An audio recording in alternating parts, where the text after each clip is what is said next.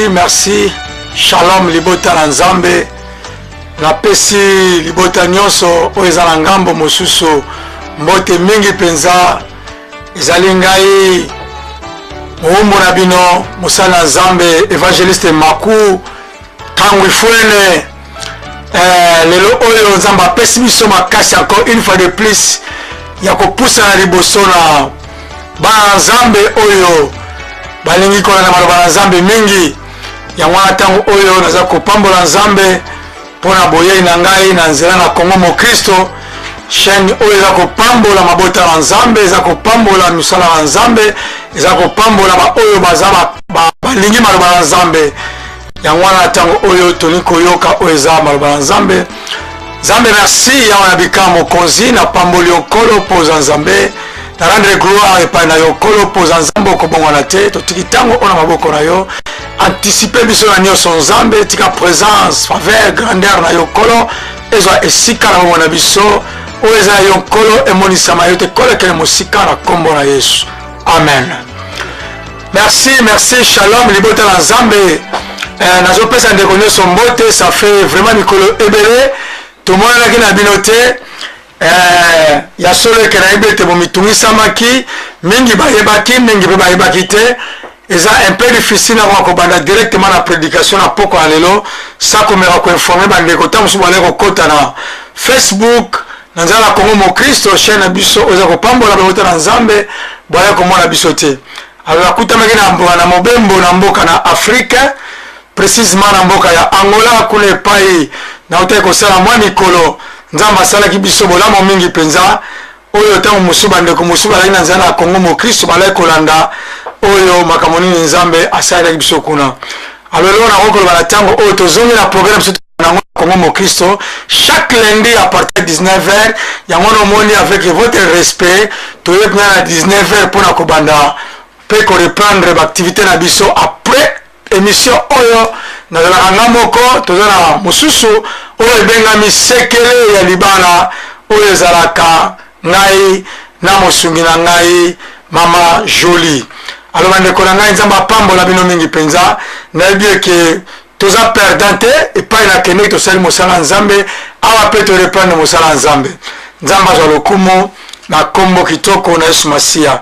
Apasa napesi basala nzambe na mboka ya Angola mbote makasi vraiment basala nzambe oyo na nzela nzambe afungola ba porte bopamboli biso bopamboli mosala nzambe po ete na nzela na unité mosala esalamaki mpe mosala eke liboso. Nzambe apambola bino mwa kotanga bakombo eza te boza vraiment ebele na baoyo baparticipaki na esprit na finance na domaine nyonso eke nzambe akoka kopambola. Merci Seigneur. Bana nzambe nyonso mbote na nzembo ya Angola. Ok, lelo tolingi topartager oyo ezali maloba na nzambe na poko na lelo yango eza important. Pourquoi maloba na nzambe po ete maloba na nzambe eza important na biso bana na nzambe bilei ya mokolo na mokolo. Maloba na nzambe eza kopesa biso bomoi. Maloba na nzambe eza kosala eke molimo na biso alia pe azwa esengo. C'est vrai que soki tolamuki na ntongo ya des fois tose préoccupaka na melati na lia lipa to na lia nguba mais eza mpe important kolesa oyo eza ya molimo. Yango wana moni ntango mosusu bande olamukaki na ntongo nano lei te me na ntango oyo na nzela na Facebook na nzela na chaîne ya biso ya Kongo Mokristo na nzela mowumbu na bino aye liboso na televizio mpo toka kopartage oyo ezali maloba na nzambe.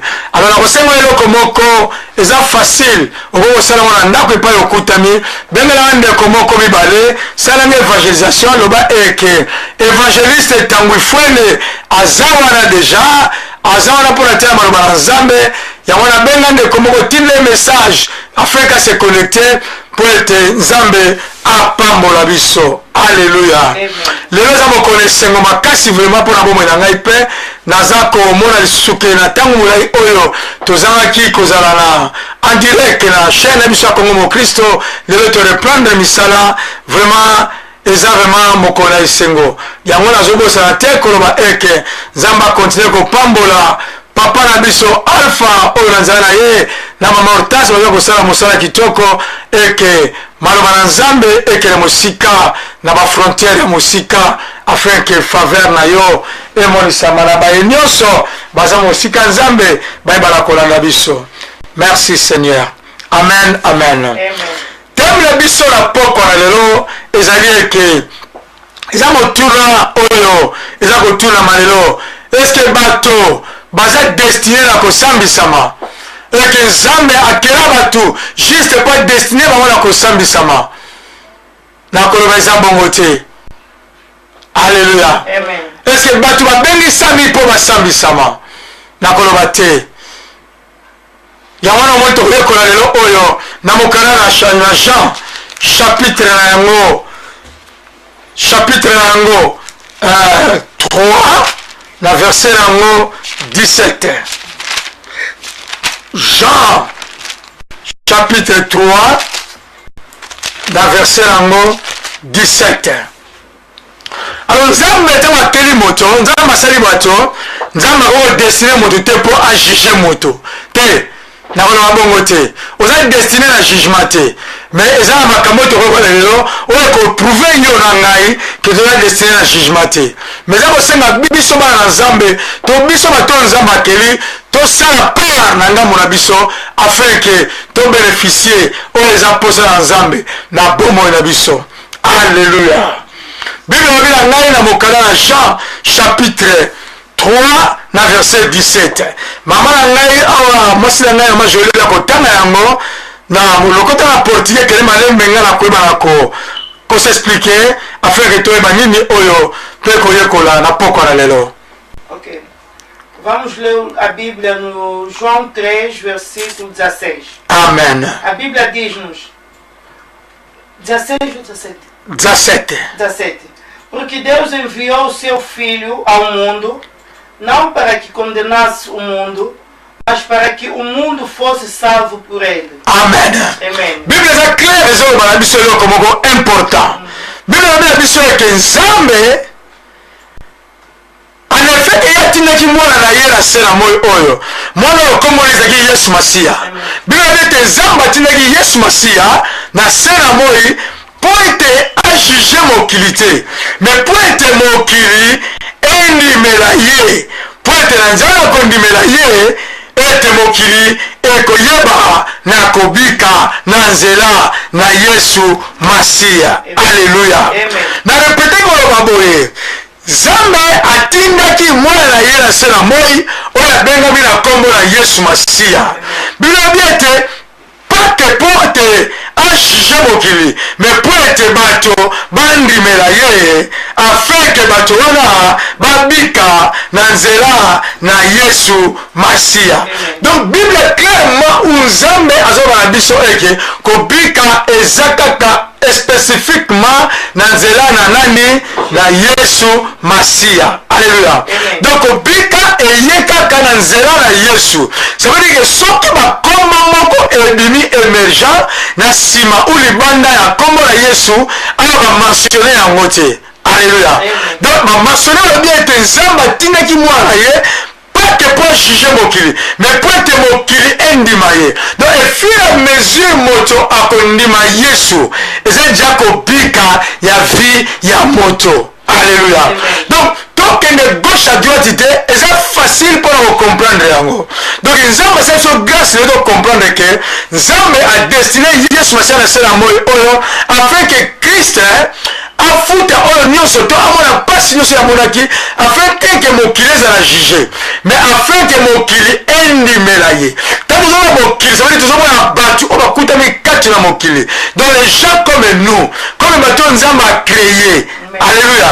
Ba être vivant bato nzambe azobeke ba oyo bakutami na pema batombola nkombo na nzambe bayembela ngwende na nzambe balobake yo za nzambe yango nazo répété koloba eke yo za destiné na jugement te, yo za destiné na jugement te, mais yo za destiné pour kokroire ke Yesu aza oyo ayaki mpo abikisa bombo ya biso na se na moi oyo. Alléluia.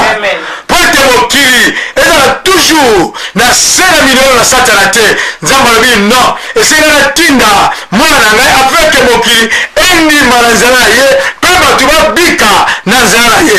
Omoni ete évangile eza nango compliqué te. évangile eza compliqué te donc évangile eza juste yo okroire.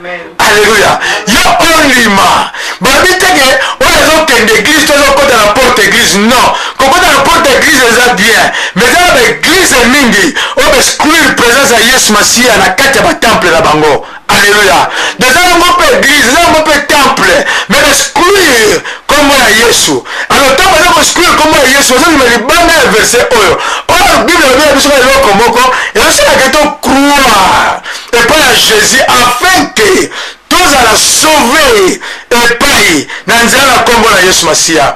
Donc sauve kozala sauve ou kobika donc na nzela mosusu eza te. Alléluia. En tout cas nayoka na monoko te meme lobi nangaka évangéliste maku yebisaka yake kobika eza na kombo ndeko moko boye luto bikuiza na biso te papa meme opesi ya $1 million na koannonce kombo ete okobikisa bato moto akobikisaka bato ezala oyo aza benga mwana ya yesu masihi mwana na nzambe oyo amataki na ekulusu mpe akitaki oyo akufaki mpe asengoki na 3e jour ye wana ayaki mpo asauve bato donc aza capable ya kosauve bato. Alléluia. donc wana aza koinsiste kobala bana na nzambe évangile eza compliqué te wana akendaka église nayebaka te te na yo yeba lelo ezaka na nzela moko ezaka na moto moko oke soki yo suivre ye soki yo tie kondima no kati na ye yo croire epai na ye okozala sauve na nzela na ye. Alléluia. Donc oboya yango lelo ondima yango lelo donc oza modesemo soki ondimi yango mais oboya kondima oza perdant mpo yesu akoperde eloko moko te bo yesu mpe kolongwa te na nzoto te mpo yo boyi kondima donc yesu mpe akotika na kolongwa te lelo yesu alobaki komo alfabe moko na suka mpo yo liveri ete te donc soki otali bien na biso na nzambe donc biso tona posa mpisi ya nzambe ke nzambe aza na posa na biso. Alléluia. Posa na nzambe salakisa biso yango déjà en avant alobi yango na verset 16 kaka na même chapitre ya verset mo meme natangi yango te moyesu ayebi na yango donc nzambe alingi mokili mingi apesi mwana ye lokola likina na se na moi afeke moto akondimela ye. Alléluia. donc nzambe aza so na bolingo mosu akotalisa te nde bandeko mosu omonono ngai naza boye nazela nzambe asala nga boye nzambe aza na bolingo mosu akotalisa te nzambe asalisa bolingo nde na mokili oyo ezalaki être cher oyo ezalaki eloko moto makasi nyonso azalaki na ye nzambe azalaki na ye apesaki ye mpo na yo. donc ça veut dire que nous sommes obligés quelque part ya kosuivre Christ yango ozomona moto azozala un peu ignorant ya koyeba eke nandimela yesu c'est vrai okozala ke oboni okondimela yesu mais yeba yango lelo to otard okofinir kocroire yesu mais naboyi ocroire yesu vers la fin croire yesu ntango nzoto ya makasi. Alléluia.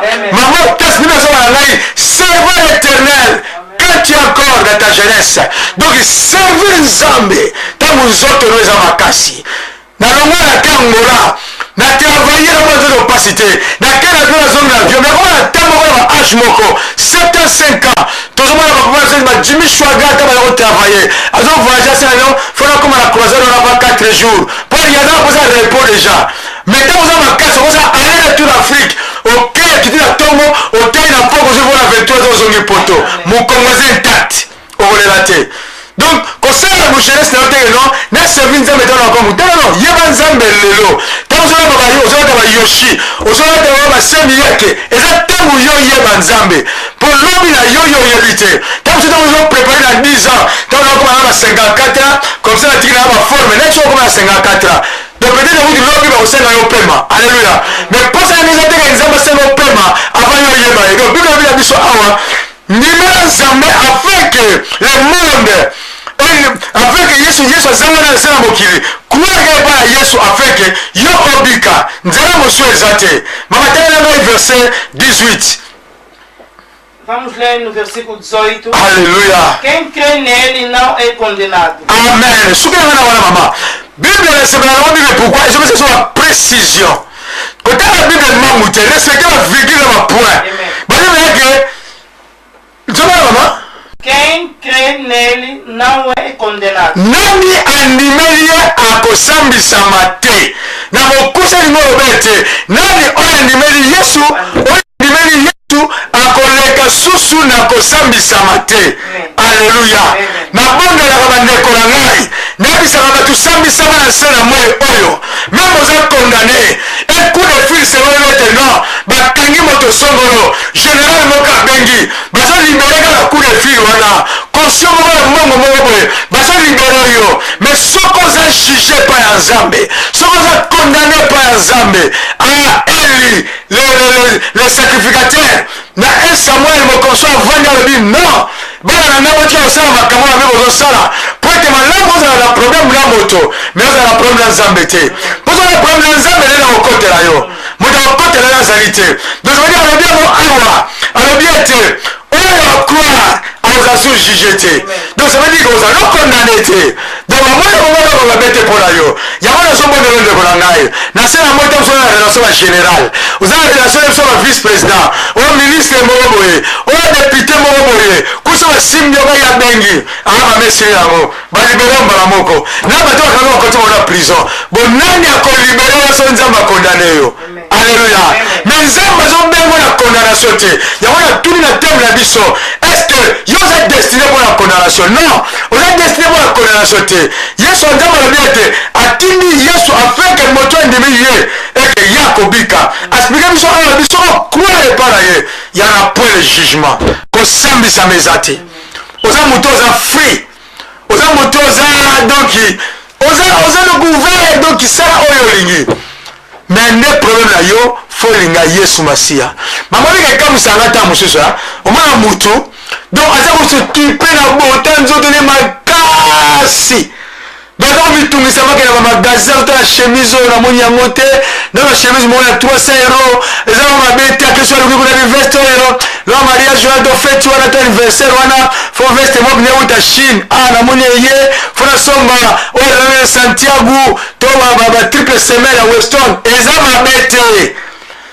mais prépare oyo eza oyo matériel na vie na yo okobika mpo bilamba olata o mokolo moko bakodimina o mpo komokonda bilamba ya mokolo moko bakoloba oyo okende yango te ekotikala nango ndeko moko akufa balokole ceinture mpo moto atikala bina na ceinture te fanelingo telema oyo otema na kobeta ye ceinture bina elongwako tala siko vi na yo mitika kona makambo kolata makambo kolia makambo ambiance eza mabe te mais sala ambiance elongo na nkolo. Alléluia. yango ngo tozoganga na nzela na chaîne ya télévision efui ya mesi ozoyoka baloba na nzambe nayebi ete un jour video oyo okomona yango obi puiske moto azoyoka puiske moto aza condamné. Alléluia. epuis osala makambo oyo olingi yesu te tozobondela yo epa ya nkolo mais ntango mpo kovanda kofinga basala na nzambe moto aliboso ye wana bapaster bascro aliayo nini bapote bascro aliayo nini. Alléluia. Donc il dit toujours salir comme un nzambe pendant que yo moko na opesi que ame na pa nzambe te. Alors tout le monde est ndeko na ngai yake pa nkolo so ba no message oyo mais tout est clair moto ya ndimeli aza sous juger te na sala moi ona relation makasi mais na dit te pa nzambe moto obena nzambe na kule fili azate ona beka na 087 ona beka na 089 corruption nzambe ya ngai nzambe ya corruption te poso nzambe kinga ba corruption mama diable bato to bato la kaya bango ndake na corrompre nzambe mais nzambe da corrompre ye nzambe za loku mama yango ndeko na ngai nazobondela o makasi koloba eke sorry latala yo liana yo sala oyo olingi mais prendre soin d'abord ya âme na yo âme eza leta nini âme na yo eza leta nini ntango mosusu oza jeune premier à Paris oza jeune Paris ya New York so batele babi oyo person alati moto apusana aza te bona mokolo yango mpo mokolo yango mame ozala mpasi ezala te mpo nzambe azalaki bizi abosali bakoma bato te nzambe ozala ta na ye nzambe ozala bizi te babi œuvre de chacun passera et sera prouvé par les faits.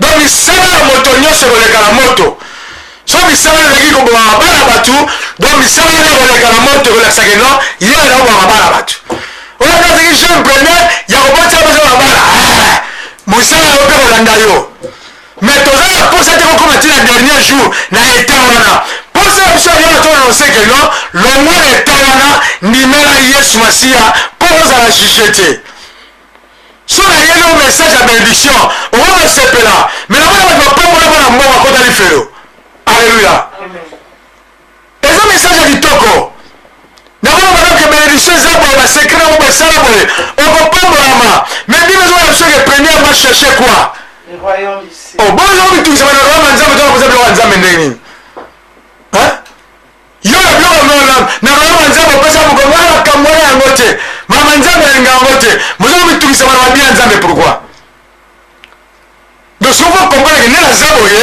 état d'âme n'angeza ndenge nini c'est vrai que on va kitoko na la propre so bana feta ba kete ba ndenge no mutumo azangaki pole ta bina na akani awa to na corona na kota balumbu mama Suisse kota selembao so kefe chango te donc ayakite ozana et puis maintenant ça va faire des choses à PCT na zone on a limité côté ya Paris donc ces aviétés si on a royaume yo chakate ozo perdre âme una alors de vivre maman même à personne 200 ans dele mwana wote temo zokota na jipa sika mama nangola ya sika azo presque 10 minutes na debso ndo tele wanga botata tawana akoti malembe jipa sika ça bien non makasi mais je crois que la secteur 50 ans ça nini climat vous soit tchao le mikomo ça passe donc faut moto za makasi chauffer voilà maman so to kabelio 120 ans ko ilo ya makasi mais soit éternité na lo passer ngo wapi awa na sema ndo makasi kofinga basala nzambe mabaya komeza yo so kibebe makamlo ngo se kipeto koti ya l'église on va passer à l'escroc basala no baya makambo yo pe opesa rate o mwana somi kama sikadimi muda adimi ayake église te mwende kwa ngai eza important ko banzambe très important ko banzambe parce que ya bizambe ko se limiter à makambo zo tsola basala nzambe banzambe donc so se sacrifier au-delà ya ba sacrifice mais pour la musala nzambe ke liboso osala baba tiende ko ngai so kipela amna yo luka nzambe luka Yesu albiawa so croire pas na ngai ozala jugete mama obe frère mesir oyebaka oyo Yesu aza eza bya kobika mobimba alléluia et frère mesir akoyeba oyo Yesu aza taba témoignage tolelaka bato papa na yebaka nzambe te vraiment mais mokongo batenga Yesu na kombani oyo Yesu aza banda mokola kenda liboso nazomona ndeko moko azorefuze oyo yayabaki teke Yesu azolamba Yesu lelo koloba te nzambe aza malamu alléluia amen kanga wana Yesu ndeko na ngai nzambe azosala songo teba bana nzambe tika bana kofinga basala nzambe tourner regard pa Yesu tourner regard pa Yesu teba bana nzambe na baba okonele ezali okokende kuna Yesu bana comprendre aza malamu bato bakoyoka basali bakoya mama bakobongola mitema bakolamba Yesu eza mokolo moko yo kotelema olobete kolo c'est vrai na jimeki mpo na ngai te mpo na nini abikoloka na teke maloba na yo mpe bato bayambaki yo Yesu nana bafuta ane moko na valeur ya mbongo yamba Yesu ninga Yesu asiya continue mama bible na biete oyo andimeli ye aza juge te kosambisa meyeli mpo na ye te mas quem não crê já está condenado. Amen. O pé maloba mawa pe apase tungisi motema na mama. Zongela wana no. Mas quem não crê já está condenado. Balobi oyo animité. Animeli Yesu te aza déjà. Alléluia. Amen. Aza déjà condamné. Mais nazo wana voler musulelo.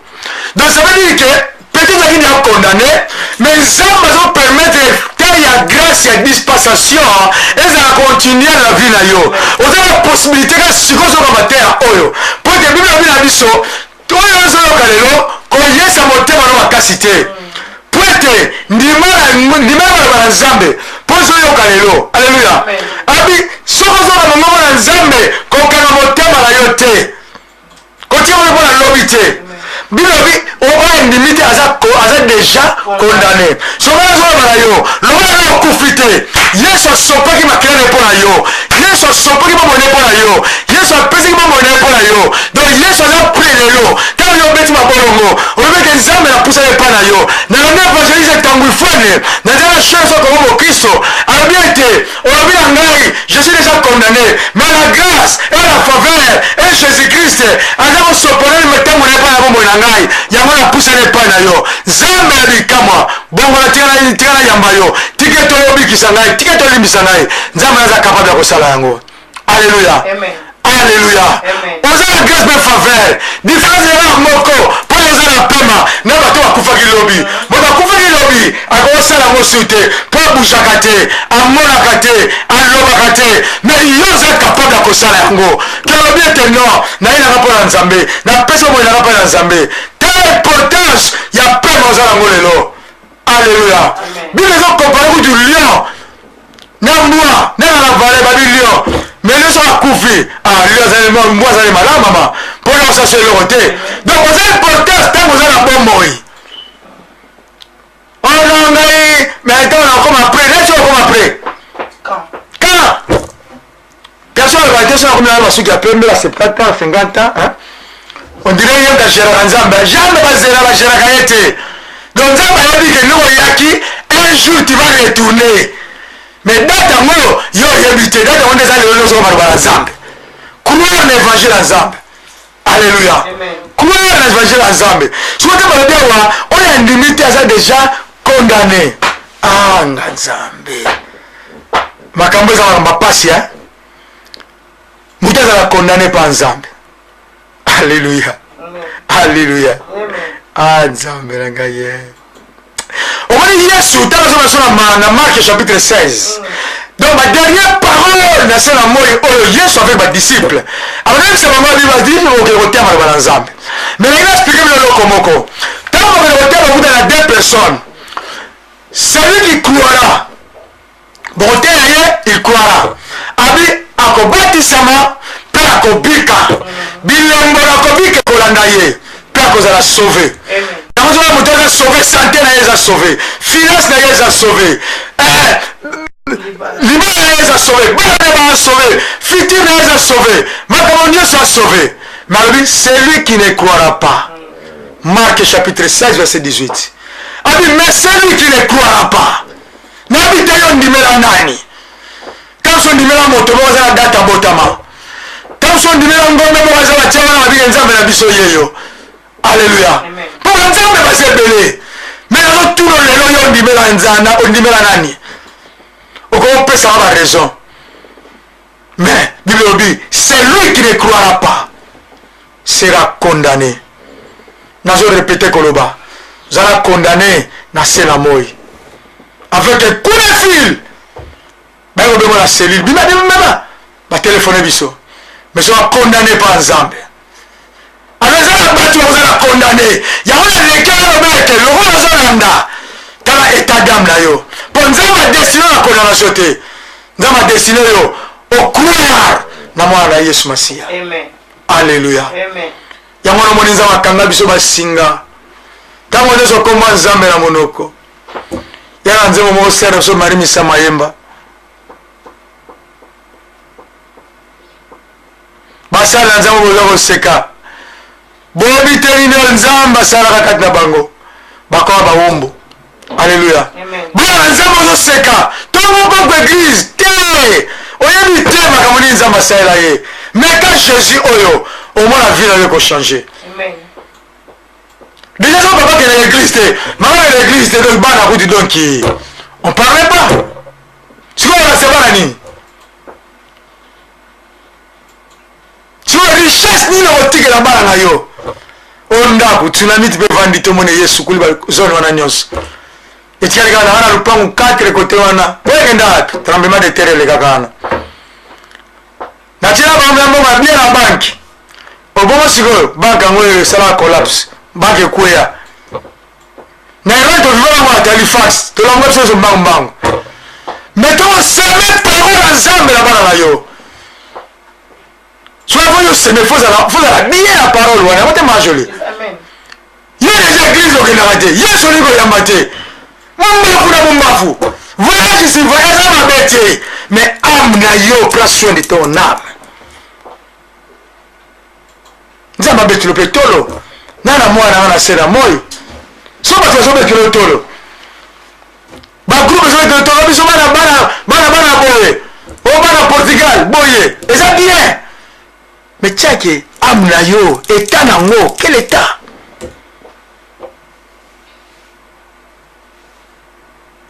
On va réfléchir, on va réfléchir de quoi là. On va candidat. Mais là on facile comme Nzambe, na ye pas na yo. Bama biso, na ba Nzambe na ye pas na yo. Luka isika, on va ressembler. Na ressembler tous à la juger, pas tu es déjà jugé. Mais nous allons voir que yo on a la possibilité au qui ma jugement Nzambe. À croire seulement en Jésus. Continuez maman. Parce que Porquanto não crê no nome do unigênito Filho de Deus. Juste pour on limite na combo na Yesu Masia. Au moins ça on limite là yo, c'est facile. Mais le on limite, jugement ça likolo là yo. Mais on a la possibilité, on a répété que le ba eke. On a la possibilité ya kokima kanda na Nzambe. Alléluia. Amen. Continuez dans le verset 19 maman. E a condenação é esta: que a luz vem ao mundo e os homens amaram mais as trevas do que a luz. Alors, je suis le chemin, la vie. Donc,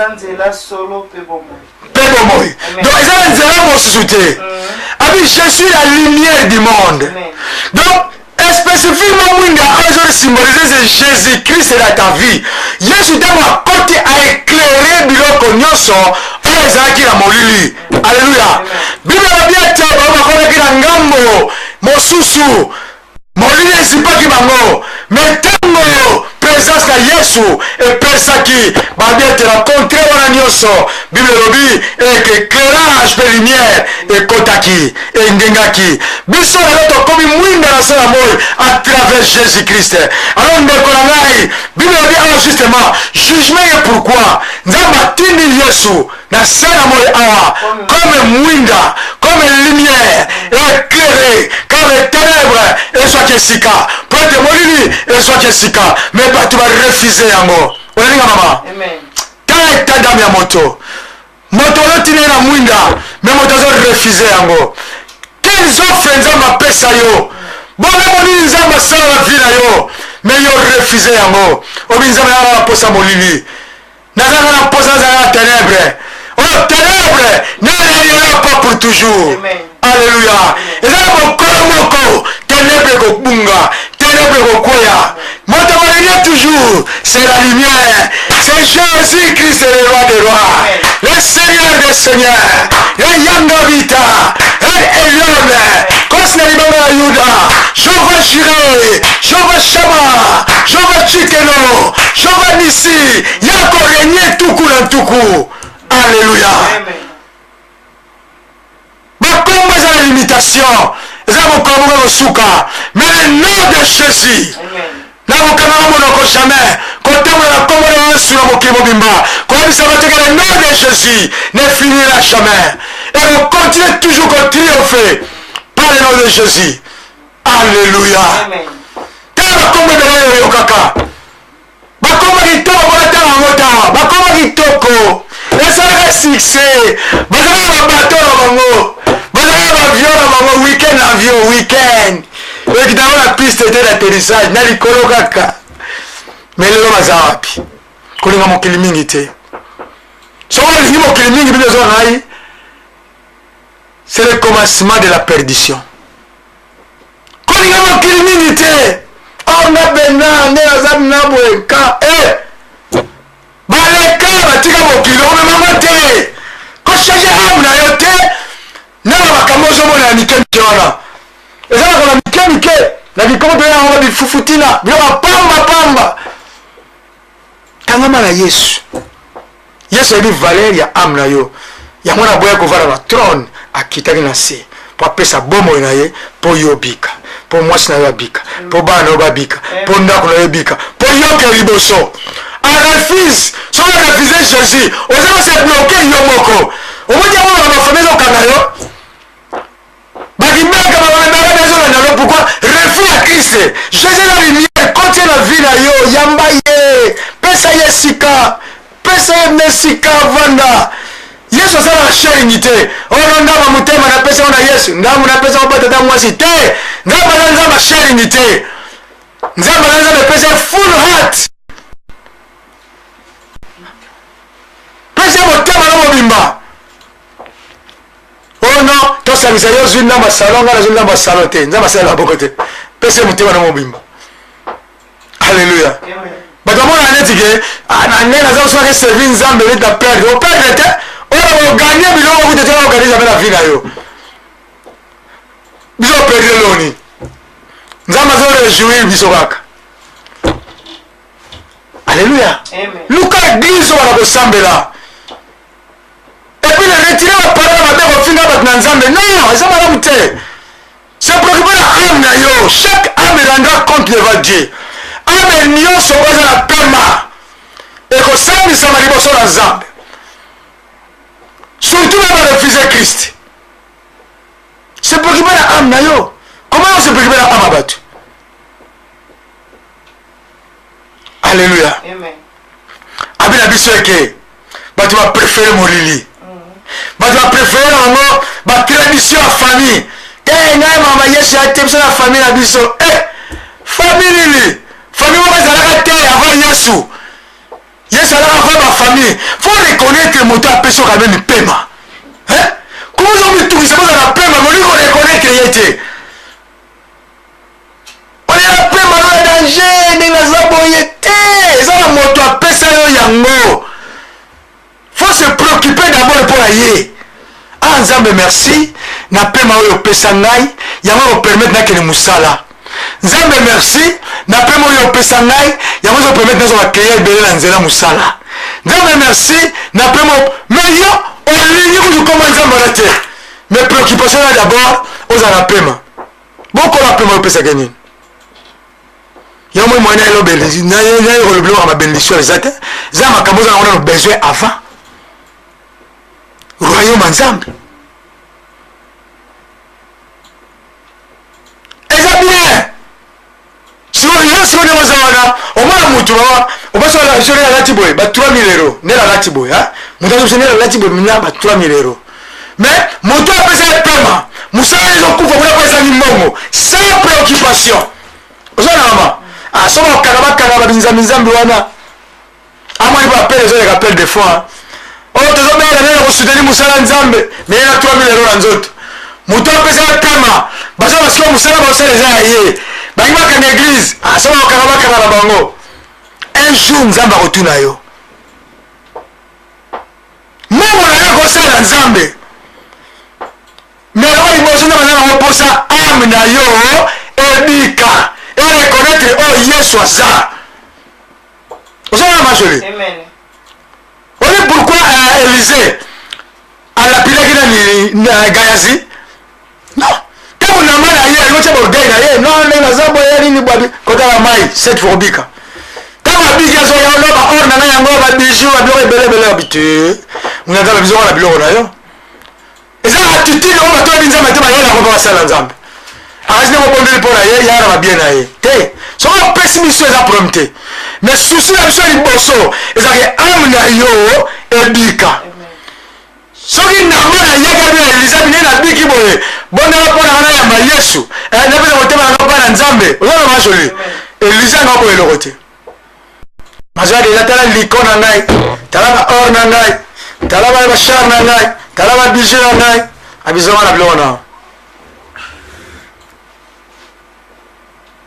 yango wana omoni ndeko na ngai nzambe asepelaki ozala na ligne oyoka message oyo sunga mosala nzambe ekeye liboso lata na to boite mais tiala mutuke musala basala nde bazosala eza ya papa oyo apesi yo pema éviter kotiola musala mpona musala tata apesi yo pema alors naboke na jugement bible elobi ete jugement eye mpona kaka bato barefusaki lumière yesu aza wana maboko ya kofungama azoyamba mutu nyonso soki lelo ondimi na yo kaka obi yesu ngai yeyo napesi bomoi nanga epai na yo c'est alors que yesu ayambi yo pafungoli baporte alleluya bible elobi ete econtinue koloba na biso bapréféré ténèbre mpo nini misala na bango eza ya molili baboyi yango ezala visible na lumière eza na bato mingi lelo mama bakosambisama mpo eza na nature moko ya mabe alleluya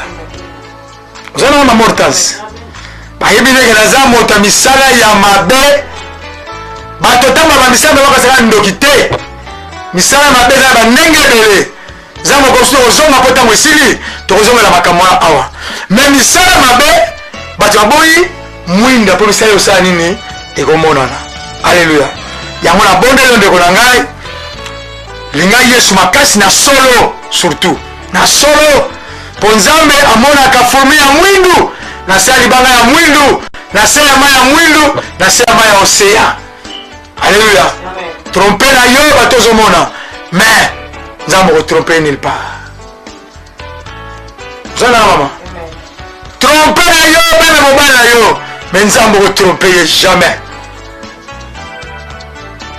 oti wapi kaka naina na nsima ndako te gayazit esprit ya gayazit pekele mosika aotezwa biloko panda ma uti wapi otelaki na ngai na nsima boyabino otozwa biloko donc exemple mauvais pekele mosika mpo lumière erengi na bavi na biso yango napeta koloba mpo ozala mwana nzambe okoyebisaka bato te keno ngai nasambelaka ngai nasala te bato fo bamona lumière na vi na yo bato ateli babi elobeli wana tososoli aza mwana nzambe elateli wana tocomprendre aza mwana nzambe etamboli wana tocomprendre boso basi batali yo batali elateli na yo mama balati ndeni talatane kaka ndenge wana babimuta accident te me olata kaka ndenge wana ekomi confusion eza dia evre moko mauvaise topashami kanaki ndoki te evre mauvaise ebele ozala na mosala nzambe mpo séduire bato non eza evre moko mauvais abe mwana lumière akolata etake aza na lumière comment vous m'avez souvent allé à l'église aussi tellement qu'elle est changée là telle pour te mais on bloque te donc muto aza conformité bi kena conformité et là ben là yo linga de la bato lumière ozala yesu basi akati na yo comment kati na yo bisa maloba mabeta onyos bani atata kwenye darakar mama to papa eza ba œuvre mauvaise mais oza destiné na jugement te mais oza destiné na bénédiction na makambo malamu mais tu vas croire en Jésus et c'est on ndima ke yesu aza nzambe na mona bato bakanaka même église mandima yate ke yesu aza nzambe à la fin du temps à perdre. Alléluia. Na pena kosukisa na verset na biso 20 bible na biso eke moto nyonso akosala mabe akoyinaka molili na sepeli toyina molili akoyinaka mwinda moto akosala mabe akoyinaka mwinda po ete mwinda ememaka misala nyonso emonisama. Alléluia. yango wana omoni lelo oyo ndeko na ngai vérifier vie na yo vérifier vie na ngai to vérifier vie na biso eke ba œuvre mauvaise nini oyo kokoka mpeshe biso tozala oyo kokosala biso eke nzambe asambisa biso mpe toza destiné mpa ya mabe to na destiné na jugement eke eyebana kokwea yo yoki yango yo kolanda yango meme indifféré nalobi ete nzambe asimba motema na yo mpa ezalaki mabe tia malamu et pas ozanga kopelisa mwinda apelisa mwinda afin que faveur ya nzambe etambwisama na bomoi na yo. Nzambe nakumisi yo nkolo mpo oza nzambe na bikamwa naye kotika yawe na bikamwa bandeko nyonso nkolo oyo balandi biso mpe baoyo bakolanda biso meme indifféré meme oyo bakolanda biso apres une année seigneur mateya oyo nkolo moto akoyoka yango nzambe nsima motema na ye. Faveur na yo mpe grâce nzambe epai mabe ezalaki yawe ebwakama mokonzi. Lumière oyepela la vie ya bato na ndimi yeke nkolo oza destiné odestine biso na jugement te mais jugement koya so torefuse faveur na yo lokumu nkambo ezonga epai na yo na kombo kitoko ezonga epai na yo na kombo na Yesu tolobi amen. Gloire à Jésus.